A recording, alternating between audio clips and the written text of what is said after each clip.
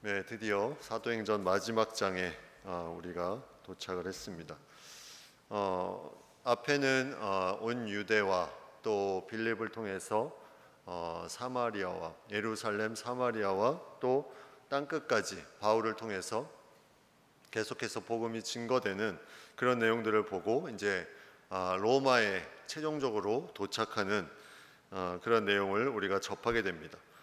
이 풍랑을 만나 유라굴로라는 풍랑을 만나서 배가 이리저리 조난을 당하는 가운데 참 어려운 시절을 겪게 되었는데 그 가운데서도 바울을 통해서 하나님의 말씀이 주어지고 또 그 말씀이 많은 그 배에 있는 사람들이 276명이나 되는 사람들이 한 사람도 아무도 해함이 없을 것이다. 그 말씀을 이제 전하면서 이제 그 하나님의 말씀에 대한 믿음이 확실해진 바울이 이제 그 배에 어떤 지휘를 맡고 있는 실질적인 지휘자는 아닌데 사람들이 이제 바울을 이제 좇고 따르게 되는 그런 부분들을 보게 됩니다. 그렇게 많은 시간들 어려움 속에서 전도하면서 힘든 시간들을 보냈던 바울이 이제 로마에 가까이 있는 멜리데라는 섬, 이제 이 육지에 이제 도착을 하게 되는데 이 멜리데라는 섬이 현재 우리가 보는 지도상에서는 몰타 섬이라고 돼 있죠. 몰타 섬. 지중해 연안에 이탈리아의 이제 작은 섬인데 지금은 휴양지로 아주 유명한 곳이기도 합니다.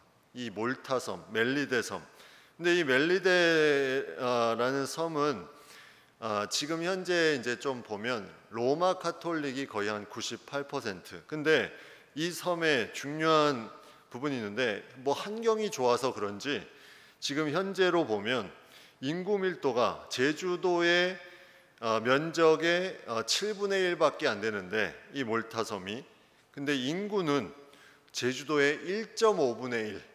그러니까 인구 밀도가 엄청나게 높은 거죠. 이 좁은 섬에 많은 사람들이 다닥다닥 붙어가지고 살고 있는 그런 이제 현재의 모습인데 아무튼 이 멜리데 섬이 무언가 이제 살기에 좀 좋고 이제 바다에 다 둘러싸여 있어서 이제 휴양지로 그렇게 지금은 사용되는 그런 부분들이 있는데 이 바울이 멜리데 섬을 이제 그 풍랑 가운데 도착했다. 이 몰타 섬의 주민들에게는 이게 상당한 자부심을 가지고 있었습니다. 지금도 가지고 있고. 그래서 로마 카톨릭이 이제 98% 정도 되지만 이들이 주로 이제 세우는 교회, 성당, 기념물들이 이 바울이 섬에 들어오는 그런 것과 관련된 그런 부분들이 상당히 많다고 해요. 그래서 성당들도 이제 성바울 성당 뭐 이런 관련된 성당들이 많이 있고 관련된 기념물도 많이 있는 것, 이것이 이 멜리데 섬, 지금 몰타 섬의 그런 모습입니다. 근데 이 멜리데라는 섬에 왔는데 이 멜리데라는 섬은 사실 바울과 이 배에 탄 사람들이 원래 가려고 했던 지역은 아니었죠. 근데 막 이리저리 왔다 갔다 하다 보니까 이제 그 안에 이제 육지가 보이니까 이제 헤엄칠 수 있는 사람 먼저 헤엄치고 또 그렇게 해서 이제 모두 다 육지로 들어가는데 과연 여기서 살아갈 수 있을까? 사람들이 여기서 과연 온전히 살 수 있을까? 이런 부분들로 고민을 이제 하지 않았을까 생각이 듭니다. 근데 이런 고민 가운데 아주 놀라운 일이 일어납니다. 2절에 보시면 비가 오고 날이 참에 원주민들이 우리에게 특별한 동정을 하여 불을 피워 우리를 다 영접하더라. 이 원주민들이 과연 이 276명이 누구인지 알고 영접했을까? 이제 여기 보면 비가 오고 날이 참에 이제 겨울이 약간 근접한 그런 계절임을 알 수 있죠. 눈은 내리지 않고 비가 오는 차가운 날씨. 근데 원주민들이 거기에 사는 원주민들이 특별한 대우, 동정을 해서 불을 피워서 그 따뜻함을 전해주고 다 영접하였다. 이 섬의 원주민들은 기본적으로 이런 손님을 접대하는 그런 부분들이 몸에 배어 있는 그런 부분들을 보게 됩니다. 이 뒤에 보시면 보블리오라 하는 이 섬의 가장 높은 사람이 7절에 나오죠. 그가 또 어떻게 했냐면 이런 내용이 있습니다. 이가 그 근처에 토지가 있는지라 그가 우리를 영접하여 사흘이나 친절히 머물게 하더니, 사흘을 사실 276명을 어떻게 머물고 먹을 것 마실 것을 다 잘 곳까지 다 주었을까? 이게 그냥 우리라는 표현을 쓰긴 썼는데 이게 전체인가 아닌가는 정확하진 않지만 아무튼 그 많은 사람들을 보블리오라는 추장이 섬기면서 잘 곳과 영접하면서 먹을 것을 줬다는 것.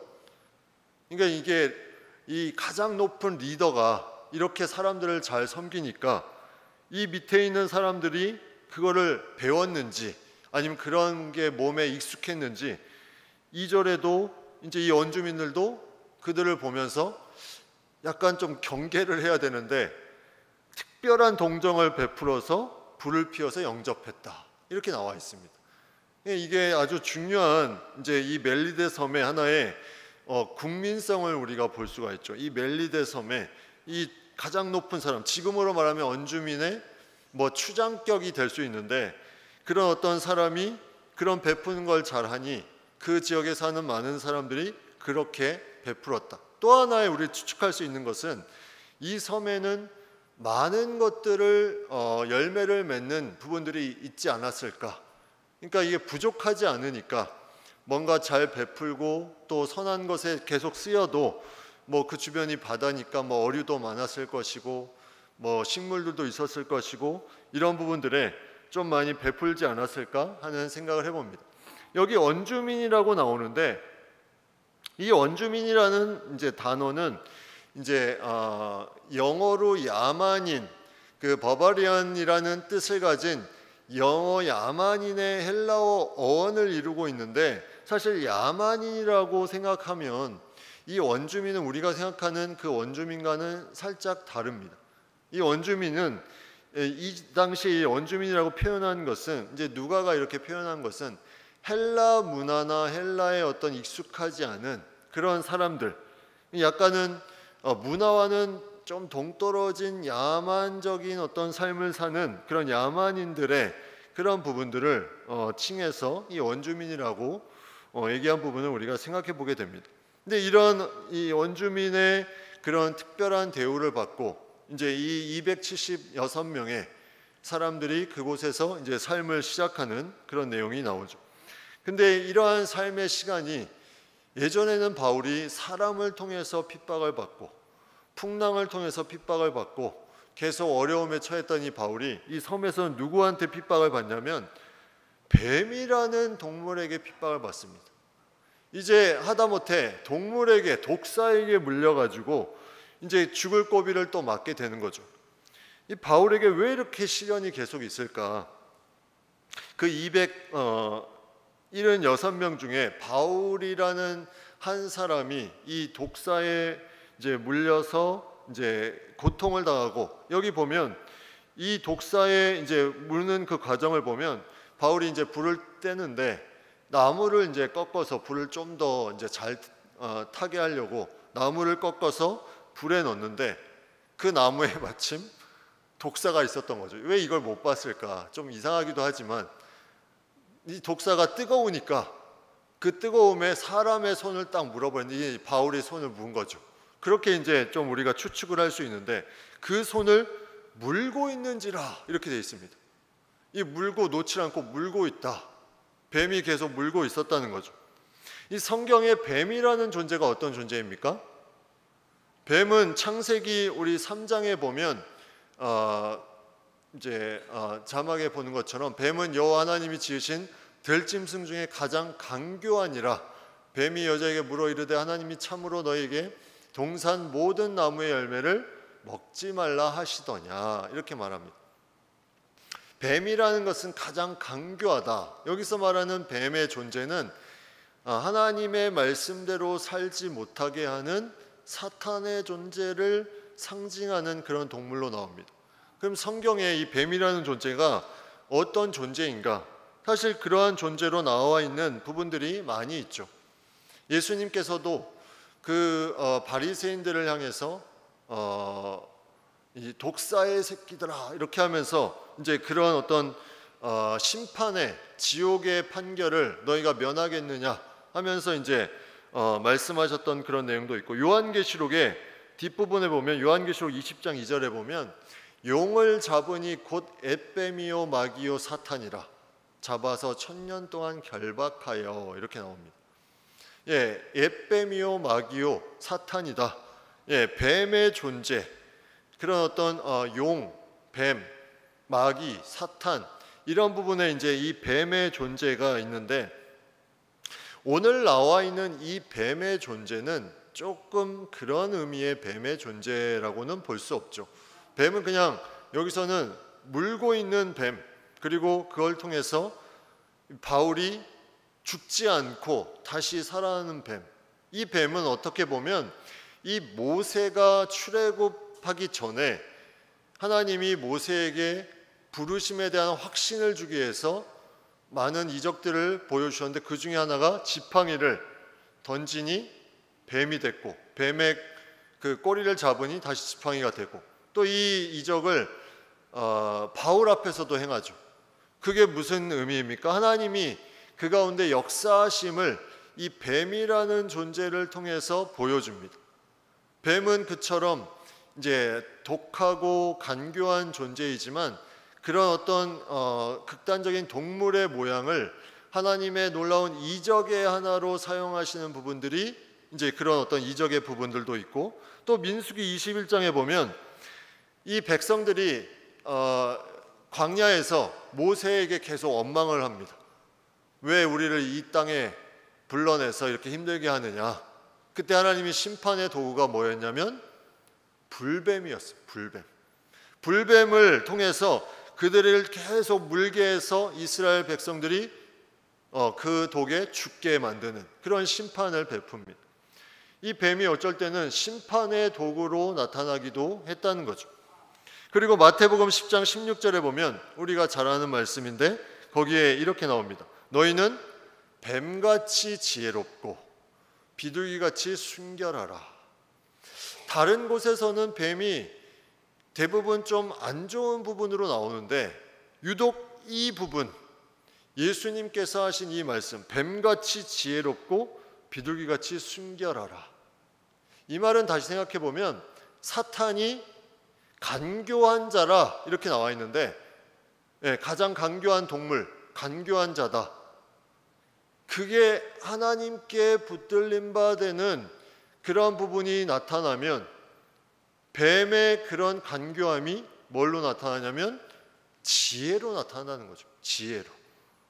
근데 이게 악한 쪽으로 계속 쓰이게 되면 간교하고 교활하고 사람을 무너뜨리고 하나님과 멀어지게 하는 그런 부분으로 쓰여지게 된다는 거죠.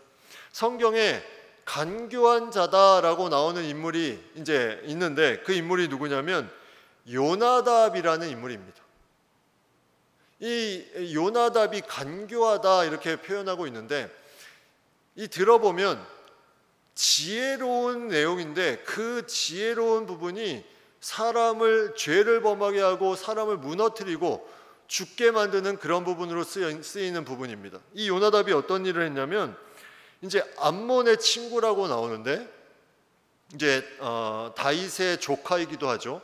근데 이가 암논이 압살롬의 누이인 다말을 사모하고 사랑해서 이 요나답이 내건 이 간교함이 뭐냐면, 그에게 먹을 것을 달라고 해서 그 먹을 것을 부친에게 허락을 받아 그가 가져오게 하고, 가져오면 그것을 먹고 그를 범하고, 그리고 그냥 이 모든 것이 끝내버리는 그러한 부분을 알려줍니다. 이게 간교함이라는 거죠. 이게 인간의 좋은 선한 것으로 사용하면 지혜인데, 악한 것으로 이러한 방법을 고안해서 사람에게 제시하는 것, 이게 간교함이라는 겁니다. 이 요나답이 그래서 간교하다 이렇게 나옵니다. 결국 그 일을 통해서 압살롬이 그 이복 형제인 암논을 죽이는 사건이 나오고, 또 이게 계속 역사적으로 안 좋은 사건으로 이어지게 되고 압살롬이 반역을 하게 되는 것 아닙니까? 이 간교함으로부터 이런 부분들이 계속 이제 악하게 이어지는 것, 이런 부분들이 간교함인데, 이게 하나님께 붙들림 바 되면 뱀같이 지혜로움, 그게 하나님의 뜻에 맞으면 뱀같이 지혜로운 거죠. 같은 뱀이지만 어떻게 쓰임 받냐, 이게 이제 중요한 부분이라는 겁니다. 이러한 부분들로 보면 뱀이라는 존재는 기본적으로 사탄, 이런 악한 것, 심판의 도구, 이런 걸로 쓰이는 그런 동물로, 오늘 본문에도 그런 심판의 도구로 이 원주민들은 다 파악을 하고 뭐라고 말하냐면, 이 이제 독사가 무니까 4절에 보면 진실로 이 사람은 살인한 자로다, 이렇게 말합니다. 그가 이제 영접하고 먹을 것을 줬을 때 얘기를 들었겠죠.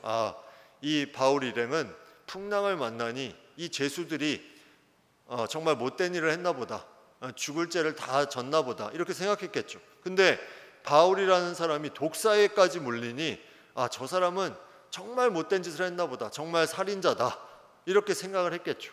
그래서 이제 살인한 자로다, 바다에서는 구조를 받았으나 공의가 그를 살지 못하게 함이로다. 여기 공의라는 말이 나옵니다. 이제 누가가 이 공의라고 표현했지만 이 원주민들이 하나님의 공의를 알 리가 없죠. 근데 그들이 무언가 공의라고 했던 것을 누가가 기록한 것을 보면 그들의 마음속에도 뭔가 죄를 지은 사람은 심판을 당하는 것이 마땅하다, 이러한 마음이 있었던 거죠. 그러니까 공의라는 것을 그렇게 이제 표현을 했겠죠. 근데 이 당시에 어떤 문학 작품에 이런 부분들이 있었다고 하는데, 바다의 풍랑에 떠다니다가 가까스로 육지에 이제 도착해서 살았는데, 육지에서 오늘 이 본문처럼 독사에 물려서, 맹수에 물려서 죽는 그런 문학 작품들이 이제 있었다는 그런 설이 있습니다. 그런 걸 접했는지 안 접했는지 모르겠지만 이 원주민들이 기본적으로 이 죄를 지으면 심판을 받는다, 이런 어떤 신앙, 종교성이 그 가운데 있었다는 거죠. 다시 말하면 이걸 좀 더 확대해 보면 하나님이 인간에게도 이 마음을 동일하게 다 주셨다는 것.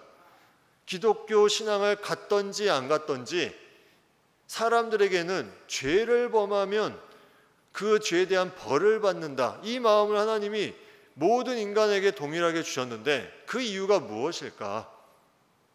그 가장 큰 이유는 그 죄에 대한 부분에 하나님을 찾게 만들기 위한 어떤 하나의 그런 양심의 가책, 그 벌을 받는다는 생각으로 인해서 하나님을 향하게 되는 그런 부분들을 어떤 마음속에 어떤 하나의 인간의 지정의 가운데 만들어 놓지 않으셨을까? 그래서 이것을 악한 사람은 그 양심이 무뎌져서 죄를 범해도 벌 받는다는 생각을 안 하는 것이고, 그 양심이 제대로 작용을 하면 이 죄를 지은 사람이 하나님께 나아가서 회개하고 죄사함을 받는 이런 부분들을 이제 있게 되는데, 이 원주민들도 그러한 마음들이 그 속에 분명히 있었을 것이다. 그래서 이 공의라고 표현한 부분이 죄에 대한 심판, 그 심판이 그 가운데 있을 것인데, 그것이 이제 이들이 생각하는 하나님의 공의는 아니겠지만 분명히 저 사람은 죽어 마땅하다, 이렇게 이제 생각하게 되는 그러한 부분들이 그 안에 있었다는 거죠. 그런데 그 원주민들의 생각하는 그 죄에 대한 심판은 그들의 종교성이었고, 하나님의 방법은 이제 여기서 나타납니다. 하나님의 공의, 하나님의 그 공의, 그들이 인간이 생각하는 공의를 뛰어넘는 하나님의 사랑, 이게 어쩌면 인간을 향한 하나님의 사랑이라고 우리가 깨달을 수도 있는데, 분명히 죽을 수밖에 없는 독사에 물린 그런 죄인이라고 생각했던 그 바울이 어떻게 됩니까? 5절에 보면 조금도 상함이 없더라, 이렇게 나와 있습니다. 분명히 물었습니다. 물었는데 조금도 상함이 없더라. 우리가 하나님 앞에 죄인이었습니다. 근데 예수님이 십자가에서 우리의 죄를 완전히 깨끗게 해주셔서 그 죄가 조금도 남지 않고 다 소멸됐습니다. 그게 하나님의 은혜로 우리가 이 하나님의 공의를 뛰어넘는 하나님의 사랑, 인간이 생각하는 공의를 뛰어넘는 하나님의 사랑, 이것이 펼쳐지니 이제 그 사람들이 뭐라고 생각하냐면 이제 분명히 죽던지 막 부어오르든지 여기 재밌는 표현이 나오는데 죽을 줄로 기다렸다 이렇게 표현합니다. 사람이 물렸으면 뭔가 조치를 취해야 되는데 죽을 줄로 기다렸다 이렇게 표현합니다. 근데 오래 기다려도 아무 이상이 없어요. 왜 안 죽지? 저 인간 왜 안 죽지? 막 이렇게 생각할 수 있죠. 근데 그 다음에 돌이켜 아무런 이상이 없으니까 뭐라고 말하냐면 돌이켜 생각하여 말하되 그를 신이라 이렇게 또 바꿉니다. 살인자가 신으로 되는 놀라운 역사가 나타나죠. 이게 어떻게 가능할까? 하나님의 은혜를 받은 자가 바울과 같이 핍박하고 폭행했던 그런 사람이 하나님의 은혜를 받고 새로운 인생을 사니 그가 완전히 다른 인생을 살아가게 됩니다. 이게 이제 최근에 이제 우리 훈련 과정 속에 읽었던 책에 의하면 코페르니쿠스적 전환이다. 이제 천동설이 지동설이 되는 그런 상황. 완전히 뭐 조금 바뀌는 게 아니라 완전히 바뀌는 이 상황. 그러니까 사람들은 무언가 다치고 해를 입어야 되는데 완전히 그 개념을 바꿔버리는 그런 놀라운 역사가 나타나는데 이게 바로 그를 신으로 이렇게 여겨지는 이제 이러한 부분들 사도행전 14장에 보면 루스드라에 비슷한 사건이 나옵니다. 루스드라 1차 전도여행에 거기에 이제 못 걷는 자를 이제 바울이 기도해서 이제 낫게 하고 그가 이제 걷게 되면서 어떠한 내용이 나오냐면 바울을 헤르메스 또 바나바를 제우스라는 신으로 신이라는 대접을 합니다. 거기도 마찬가지로 이제 제우스 헤르메스라는 신으로 하는데 그때 바울이 한 말이 사도행전 14장 15절에 이렇게 말하죠. 이르되 여러분이 어찌하여 이러한 일을 하느냐 우리도 여러분과 같은 성정을 가진 사람이라 여러분에게 복음을 전하는 것은 이런 헛된 일을 버리고 천지와 바다와 그 가운데 만물을 지으시고 살아계신 하나님께로 돌아오게 함이라. 우리도 똑같은 사람이다. 그래서 그를 신대접하고 그 루스드라에서는 바울과 바나바를 위해서 제사까지 드리려고 했습니다. 이런 상황 가운데 너무나 안타까운 마음에 바울이 우리는 당신들과 똑같은 사람이다. 복음을 전하는 것뿐이다. 이렇게 이제 말했죠. 근데 오늘 본문에 이 보블리오 또 보블리오가 나오기 전이죠. 보블리오 전에 이 사람들이 그런 모습을 보고 뭐 제사 드렸다는 내용은 없지만 신으로 대접하면서 그렇게 나아가는 그런 부분들. 이제 바울은 상당히 고난을 많이 당한 인물이면서 그가 신으로 대접을 받은 그런 경험도 몇 번 했던. 그러니까 바울이라는 존재가 정말 어려움 가운데 고난 가운데 걸어가는 그 상황 속에서 하나님의 놀라운 역사로 보여주니 신으로밖에 보일 수 없는 그런 모습들이 나타났다는 그런 부분들이 이제 성경에 바울의 전도여행 또 오늘 본문에 그런 부분들이 나타나죠. 바울의 그런 어려움들을 보면 사실 그 전에 우리가 이 중에 하나라도 겪었으면 과연 살 수 있었을까 할 정도로 이제 그 경험들을 보면 복음 전도 시에 계속 핍박을 받습니다. 감옥에도 갇히고 돌에도 맞고 막 어려움을 처하는 부분이 있죠. 또 이제 벨릭스 베스도 천부장 아그리빠 왕에게 신문을 받지만 그곳에서도 큰 뭐 해함이 없이 40여 명이 먹지도 마시지도 않고 죽이려고 달려들었지만 그 어려움을 또 피해갑니다. 그리고 폭풍을 피해서 27장에 그 폭풍 가운데서도 살아나죠. 그리고 독사에 물려서도 살아납니다. 이 네 가지 중에 한두 가지만 겪어도 죽을 수밖에 없는 인생인데 하나님이 바울을 살리셨다는 거예요.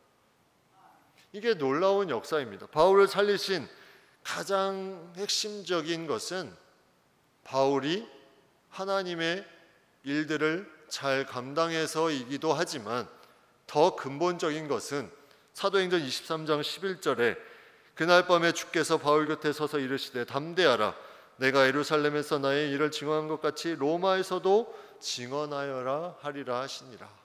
하나님의 말씀이 있었기 때문이죠. 하나님의 말씀을 그 보호하심과 인도하심과 지키심을 통해서 로마에서도 전할 수 있도록 계속해서 그 어려움 가운데 보호하시고 다시 다른 지역으로 가게 하시고 계속 새롭게 하셨던 부분들을 우리가 보게 됩니다. 이러한 바울의 인생을 보면 과연 우리가 어떠한 삶을 또 어떠한 하나님을 우리가 계속 기도하며 만나며 나아가야 되는가? 우리의 삶이, 우리의 신앙이 참 이러한 강력함이 있음에도 불구하고 이러한 부분들을 상당히 하지 못하고 살아가고 있지는 않은가? 이런 부분들을 생각해 보게 됩니다. 하나님의 약속의 말씀, 그리고 고난 가운데서도 신이로 부를 정도의 하나님의 놀라운 구원의 역사, 순간순간 하나님께서 피할 길을 주시는 그런 어떤 고백들, 이런 부분들이 우리의 삶에 나타나기 위해서는 하나님의 말씀을 깊이 새기고 그 말씀을 순종하고 나아가는 이 부분이 우리에게 있어야 되겠죠. 그러한 부분들로 이제 계속 나아갑니다. 바울은 나아가고 이제 7절에 보면 가장 높은 사람, 이 원주민의 가장 높은 사람 보블리오를 만나고, 보블리오가 이제 영접해 주는 사건을 만나는데, 보블리오가 이렇게 사흘 동안 영접한 또 다른 이유를 오늘 본문에서 하나 찾아본다면 8절에 나와 있는 그 내용을 통해서 우리가 볼 수 있습니다. 보블리오의 부친이 열병과 이질에 걸려 있었다. 가족 중에 가장 사랑하는 가족이 아프고 힘들 때 우리가 그 마음을 다 헤아릴 수 없습니다. 그건 가족만이 알 수 있는 부분이죠. 그 가족이 그 아픔을 가지고 계속 기도해오고 또 애써왔기 때문에 그 가족의 마음을 다 헤아릴 수 없습니다. 보블리오의 부친이 열병과 이질에 걸려 누워 있었다.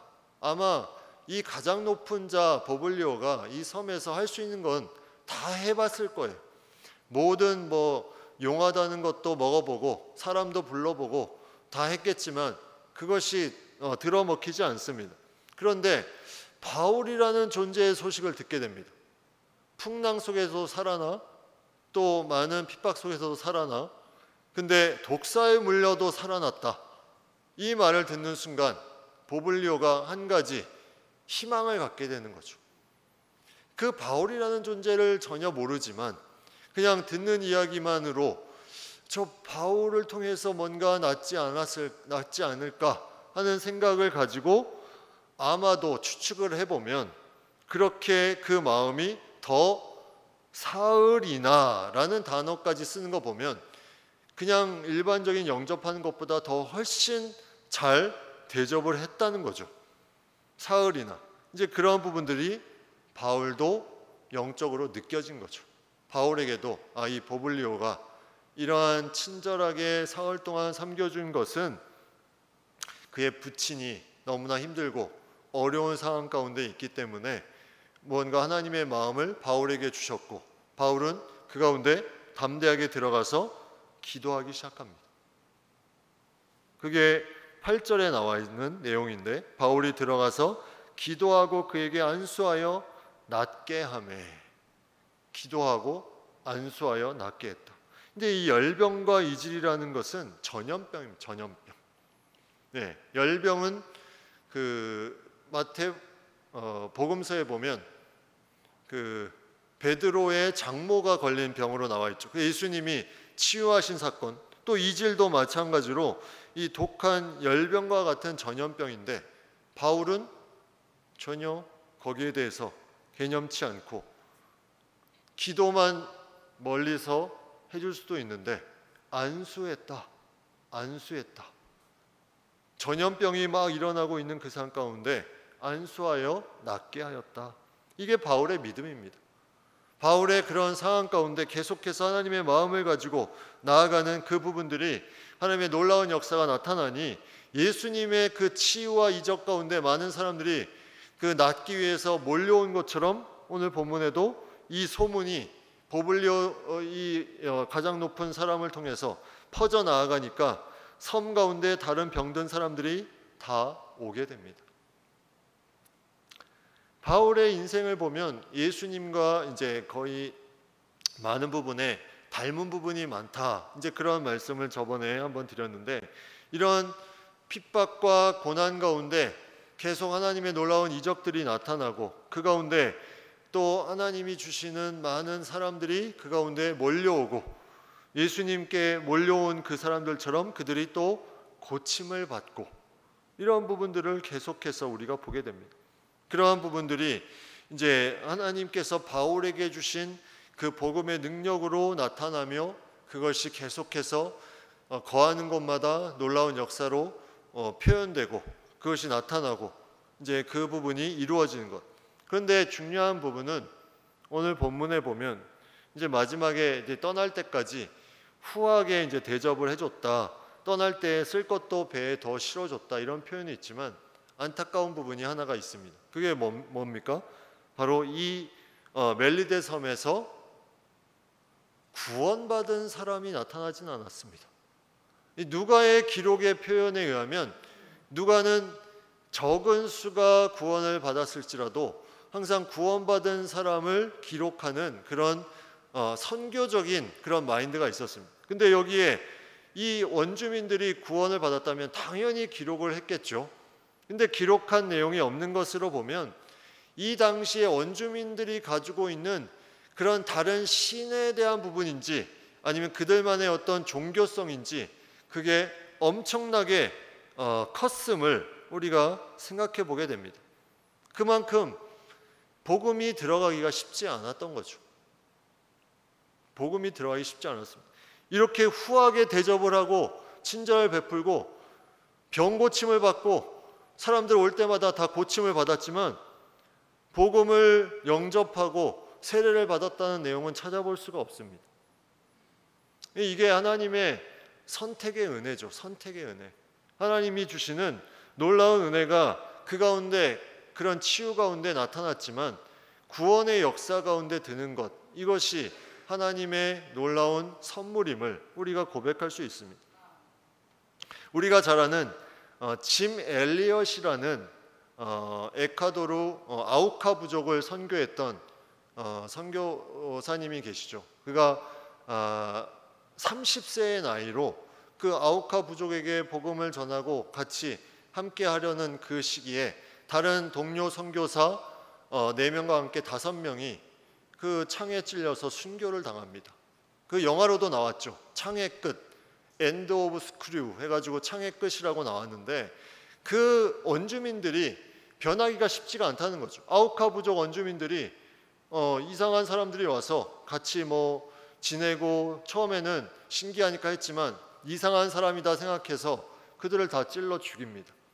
근데 그들이 어떻게 변화됐을까요? 죽은 선교사님의 아내가 그 몇 년이 지나고 다시 그 지역에 들어갑니다.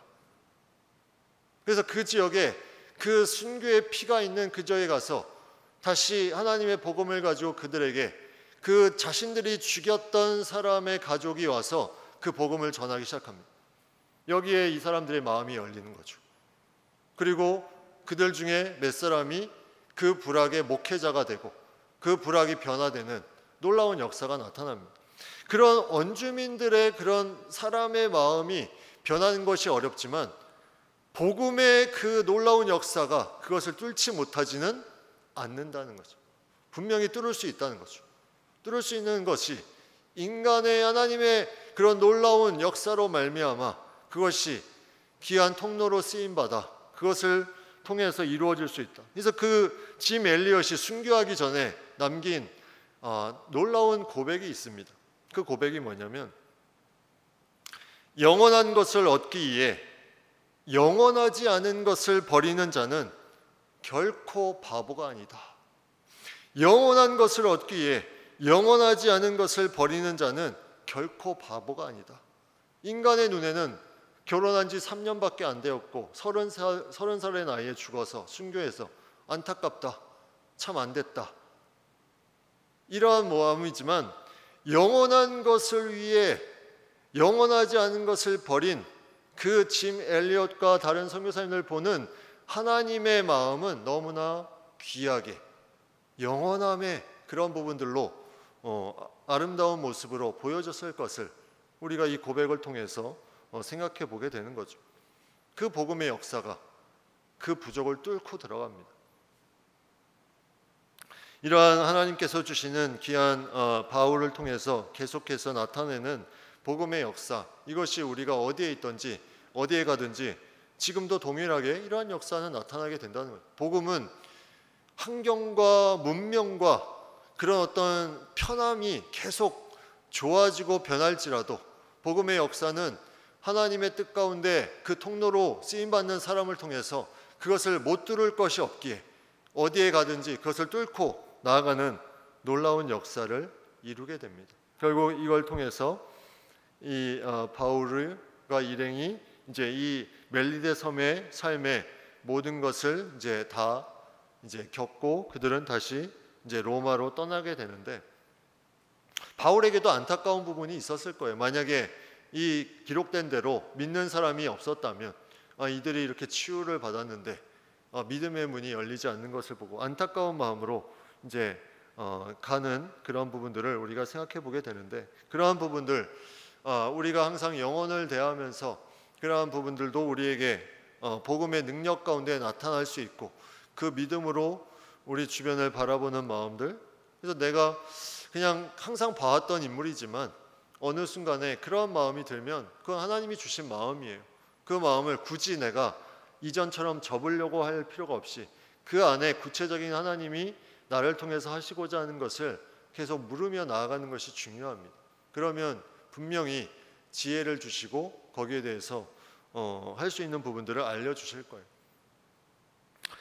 그런 어떤 복음의 능력을 우리가 믿고 나아갈 수 있는 우리의 모습이 되기를 바랍니다.